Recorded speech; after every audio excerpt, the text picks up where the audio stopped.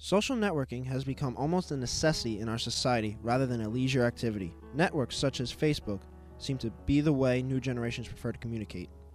Here in the States, we use these sites to keep contact with friends and post information we choose to share with the world. However, countries overseas are using them in uniquely different ways, particularly in Northern Africa and the Middle East.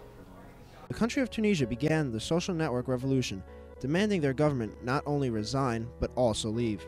The riots began this past December and are still demanding the ousting of longtime president Zine El Abidine Ben Ali. It was known as the Twitter Revolution due to citizens rebelling via Twitter about unemployment, food inflation, corruption, lack of freedom, and poor living conditions. This all started over 26-year-old Mohamed Banazizi, who was assaulted and humiliated by a policewoman who he tried to pay a fine on his unlicensed food cart. Banazizi went to provincial headquarters and lit himself on fire. Uproar about Banazizi's treatment spread like wildfire on social networking sites, and his death has become a symbol of the Tunisian revolution. It's necessary. I mean, if they're not happy with the government for so many years, and for pro-democracy or whatnot, I'm all for it. I think that's just what happens throughout time. I mean, the longer something's around, the more popular it becomes, the more power that the system has, and definitely gets to levels like this where you can get a bunch of groups of people together that can cause a lot of damage if it gets in the wrong hands. In the past 3 months, both Libya and Egypt have followed in Tunisia's footsteps. Social network revolutions have broke out into chaos. Egypt, being highly populated, has drawn much attention to the world, and it all began on a Facebook page. The page expressed that the revolution will start on January 25th, 2011, over government corruption, unemployment, and poverty. We will not be silenced, whether you're a Christian, whether you're a Muslim, whether you're an atheist. You will demand your goddamn rights, and we will have our rights, one way or the other. We will never be silenced. The page delivered. The streets of Egypt's capital, Cairo, were flooded with protesters. The people of Egypt demanded President of 30 years, Hosni Mubarak, to leave the country. Within 48 hours, Mubarak declared his resignation, though refusing to leave until his term is over in October.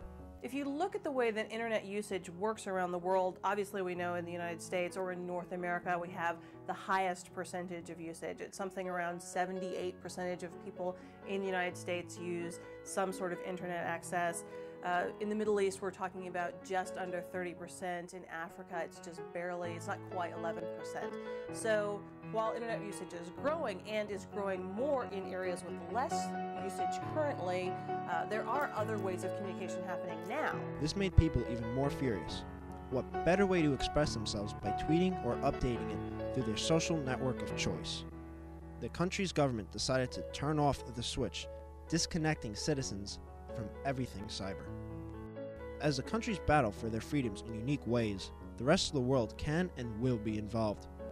Morally, yes, but the population would never go for it. I think it's more a UN deal, like a human rights thing. And I don't think it would be unexpected for the United States in its position as, let's face it, the world's policeman to step in and do something. Superpower, and somehow they always help people, but they do get involved in other people's business. So I think this one they should not get involved at all. So they just mind their business, Whether it's for protection, trade, or defense, these civil wars are traveling around the Middle Eastern regions and seems to be only getting worse. Now with the world remodeling their lifestyles by making social networking a priority, how can this hurt our country? Anything's possible.